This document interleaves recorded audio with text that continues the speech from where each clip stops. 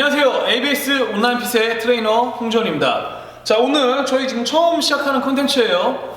운동 백서, 운동에 대한 궁금증들을 해결해주는 컨텐츠고요.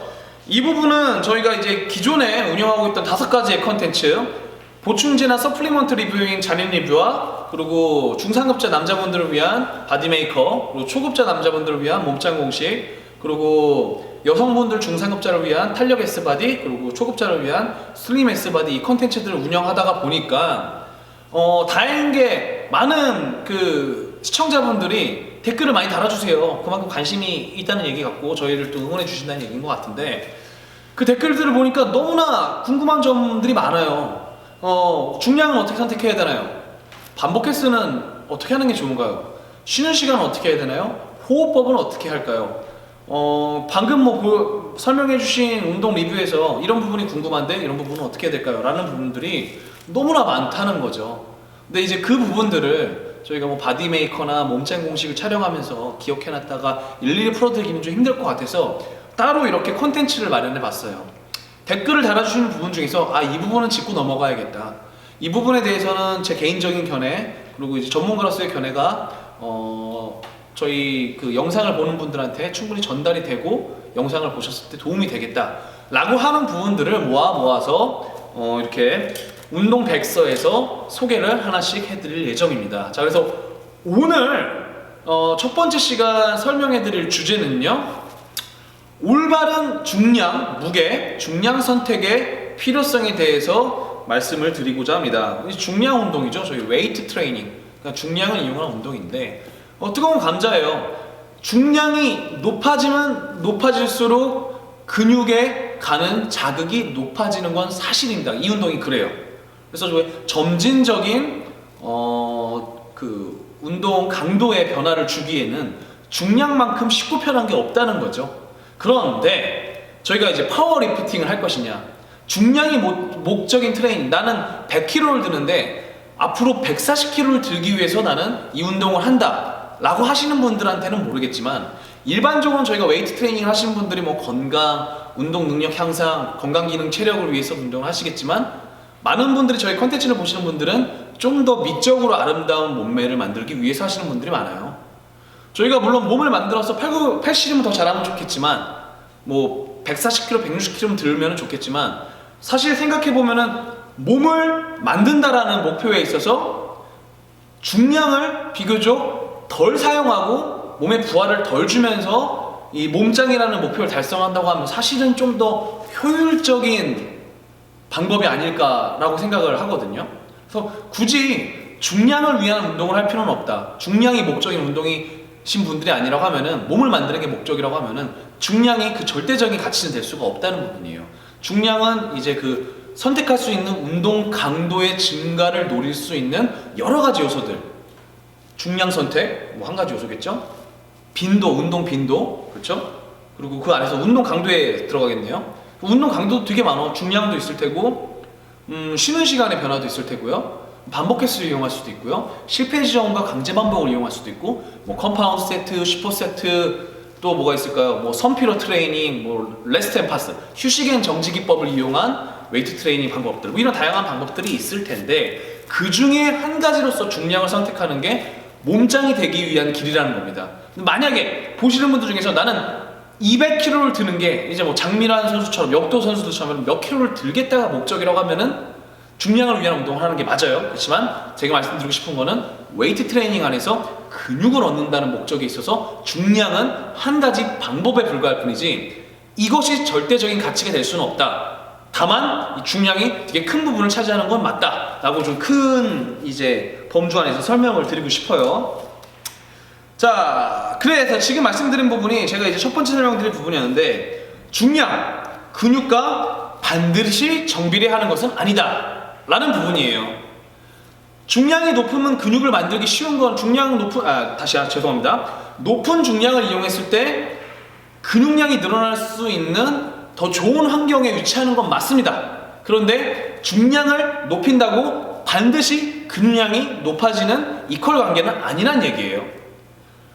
중량 선택이 높아지면 높아질수록 사실은 아주 상급자분들 내지는 근육량이 정말 많은 분들이 아니라고 하면은 정확한 자세에서 손해를 볼 테고, 두 번째는 가동 범위, 이제 근육의 움직임의 가동 범위에 있어서 손해를 볼 테고요. 세 번째는 부상상의 위험성을 떠안을 텐데, 이런 여러 가지 리스크들을 안고 중량만 올리기에는 이 방법은 썩 좋은 방법이 아니다라고 제가 말씀을 드리고 있는 부분입니다. 자, 그리고 두 번째는요, 중량의 증가는 정확한 자세가 기준이 되어야 된다는 부분이 제가 말씀드리고 싶은 내용이에요. 무슨 얘기냐? 자, 어떤 사람은 벤치프레스를, 자, 인터넷에 어떤 뭐 카페를 들어갔어요. 어떤 사람이 이렇게 말합니다. 저는 벤치프레스를 100kg로 6개로 했습니다. 다른 분이 또 댓글을 달았어요. 저는 120kg로 6개를 했습니다. 같은 얘기일까요? 기준이 없다는 거죠. 첫 번째는 같은 100kg와 120kg 똑같은 6번 했지만 두 사람이 자세를 어떻게 했느냐에 따라서 어려운 6번의 반복 횟수가 될 수가 있고 되게 쉬운 6번의 반복 횟수가 될 수도 있다는 거예요. 가슴에 퉁 튕길 수도 있을 테고, 그죠? 내지는 뭐 가슴을 아주 많이 내밀고 허리를 많이 꺾어서 파워리프팅식의 벤치프레스를 하시는 분도 있을 테고, 그죠? 내지는 뭐 관절 프레스를 하시는 분들도 있을 텐데 이런 기준 자체도 틀리고요. 그리고 설령 정확한 자세를 똑같이 기준을 맞춰놨다고 하더라도 가동 범위에 따라서 기준이 틀릴 수가 있어요. 어떤 사람은 5cm만 내렸다가 들고 6번을 들고 나서 나 100kg로 6번을 했어를 얘기할 수가 있고, 어떤 사람은 그보다 덜한 80kg를 사용했지만 가슴까지 찍었다가 다 피는 형태의 벤치프레스를 했을 수도 있잖아요. 그래서 이런 기준이 모호하기 때문에 중량의 증가라는 것은 FM적인 자세가 기준이 된 상태에서 얻는 중량의 증가는 자신의 중량의 자신이 갖고 있는 그 중량의 상승으로 볼 수가 있다는 거예요. 내가 견갑골을 누른 채 가슴을 펴고 몸이 너무 과도하게 꺾이지 않은 채 가슴까지 내려오는 가동범위를 이용해서 관절락을 다 걸지 않고 벤치프레스를 정확하게 진행을 했을 때, 2달 전에 80kg로 반복 횟수 6개를 하던 내 운동 방법이, 운동 중량이 2달 후에 열심히 트레이닝을 했더니 80kg가 아닌 85kg를 들었습니다.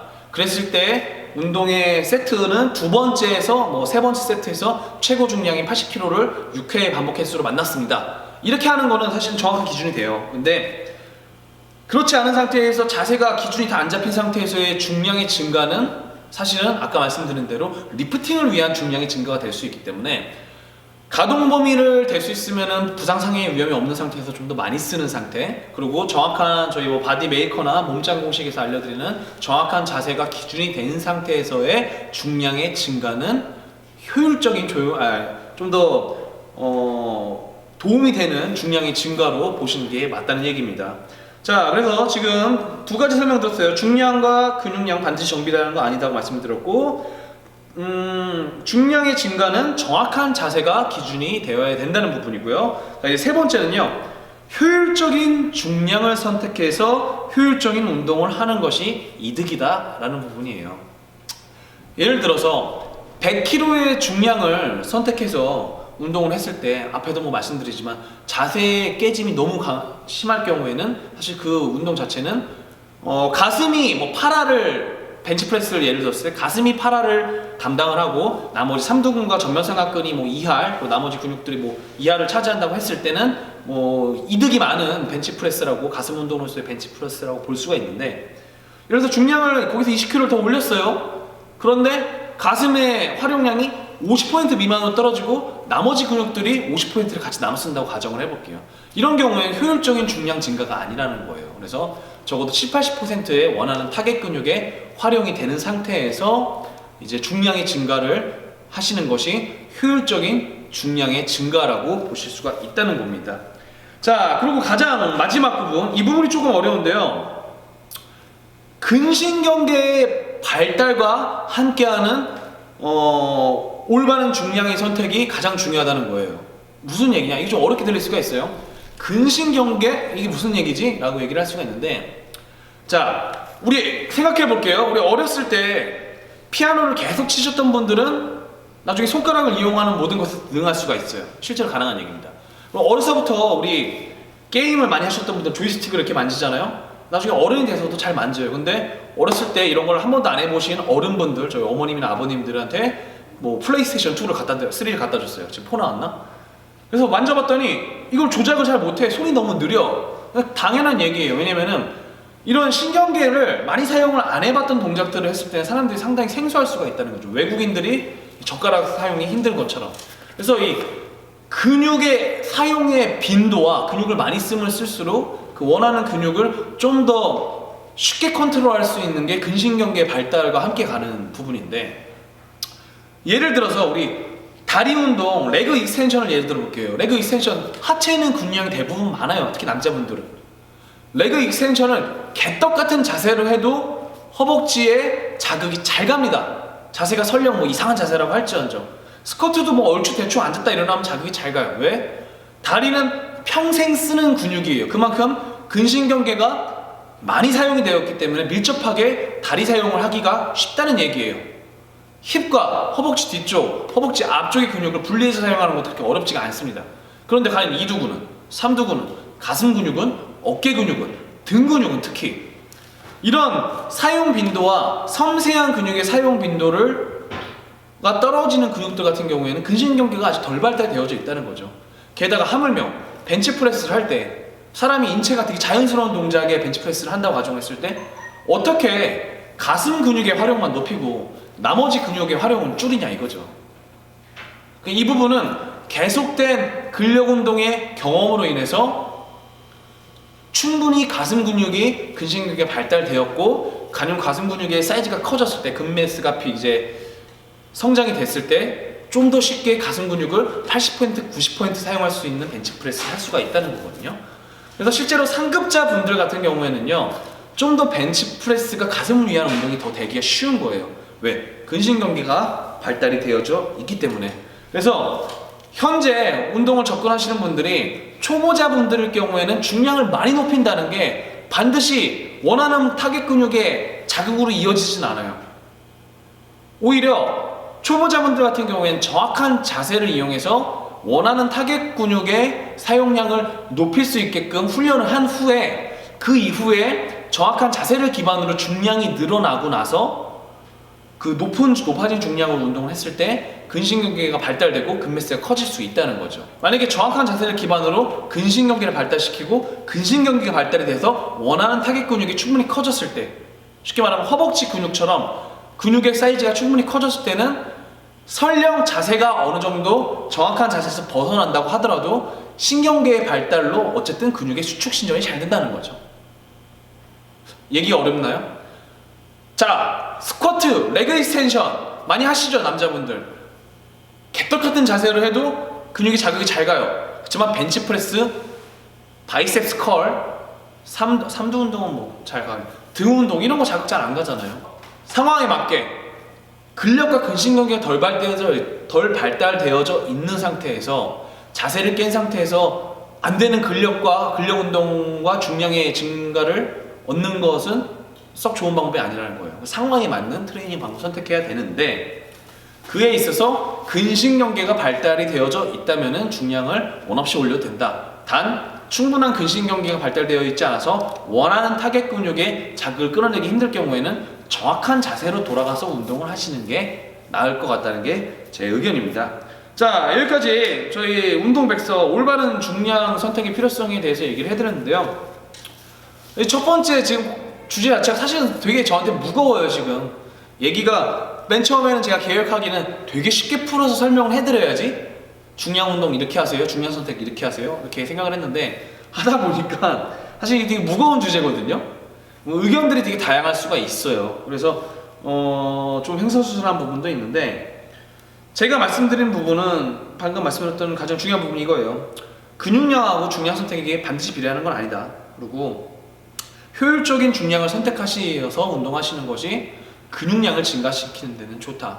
그리고 근신경계가 발달이 될수록 중량이 늘어나는 환경에도 더 잘 취할 수가 있고, 중량을 많이 늘려서 운동을 하더라도 훨씬 더 효과적이기 때문에 아직 근신경계가 덜 발달되어져 있는 초급자, 중급자 분들은 차라리 과도한 중량보다는 적정 중량으로 자극에다가 목표를 두고 운동을 하시는 것이 효율적이다 라는 부분을 말씀드리고 싶습니다. 이제 뭐 저희가 아까도 처음에 말씀드렸다시피 리프팅을 위한 웨이트 트레이닝을 하신 분들은 그렇게 많지 않잖아요.